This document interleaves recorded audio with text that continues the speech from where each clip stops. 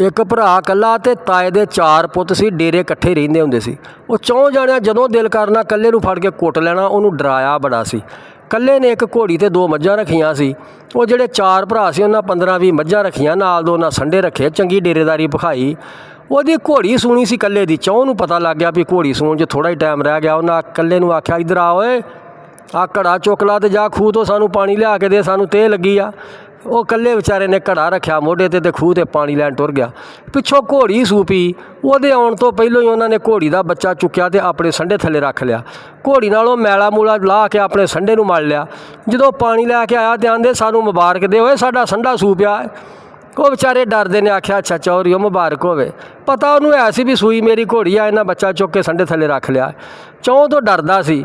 घर ना मालक का वक्त गुजरदा गया। वो जिहड़ा बच्चा सी वो सू पिया। गां वड्डा हो के उन्हें बच्चा दिता, गां उहदे बच्चा दिता। उहदियां 7-8 घोड़ियां चौं दियां बन गईयां। उहदे कोल विचारे कोल ओही इक्को ही घोड़ी। उन्हें माल खोलिया तो पिंड आ गया। पिंड अपनी हवेली लै ली तो बाजार 'च बैठे होना। जो चौं का माल बाहरों आउणा ना तो नाल घोड़ियां भी आउणियां, तो उन्हें कल्ले ने वाहका भर के आखना, अच्छा मालका तेरी मर्जी।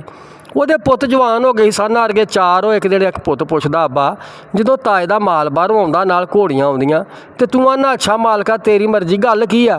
उन्हें दस्सिया, उन्हें आखिया, पुत एक वक्त इस तरह का सी, तुसीं छोटे छोटे सो, आ घोड़ी साडी दे बच्चे आ, मेरी घोड़ी सूई सी, इन्हां बच्चा चुक के अपने संडे थले रख लिया तो मैनूं पानी लैन घल छड़िया सी। जो मैं वापस आया तो इन्हां मैनूं आख्या मुबारक दे। मैं डरदे पुत इन्हां नूं मुबारक दे छड्डी ते आ घोड़ियां साडे ही बच्चे दियां ने। वो पुत आंदा, अब्बा टेंशन ना लै, इस तरह अज इलाज कर लेने इन्हां दा।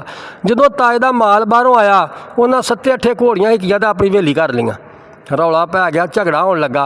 उन्हें आख्या, जी यह गल इस तरह वा, साडी घोड़ी सूई सी, इन्हां बच्चा चुक के संडे थले रख लिया सी, ए ओहदी वधान वधिया, ओहदा वाधा वधिया अगे, ए जिहड़ियां 7-8 घोड़ियां साडियां।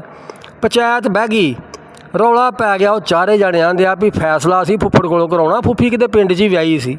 फुੱਫੀ नूं सारी कहानी का पता सी भी ये होया की आ, भी है तो बच्चा घोड़ी का ही, तो इन्हां कंजरा संडे का बना लिया सी। फुੱਫੀ सारी गल जानती सी। 3 वजे का टाइम रख दिता जी। जो 3 वज गए तो फुੱਫੜ कोई ना आया फैसला करन।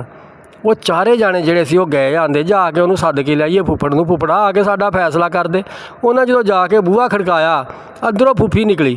फुੱਫੀ आंदी वे पुत खैर होवे। आखे फुੱਫੀ फैसला करना घोड़ियां का, तो फुੱਫੜ नूं सदना जरा को उन्हें फैसला करना पंचायत दे विच। वो फुੱਫੀ उन्होंने बड़ी समझदार सी। आंदी आवे पुत फुੱਫੜ तुहाडा नहीं अज आ सकदा। है फुੱਫੀ हो क्यों? आखे घर ना मालक दा, रब ने उन्होंने पुत दिता वा, अंदर जी दिता रब, तो तेरा फुੱਫੜ जिहड़ा छिले च आ। वो चारे जाने आंदे, फुੱਫੀ नवीं गल सुणाती, वो कदी बंदियां नूं भी पुत होए आ।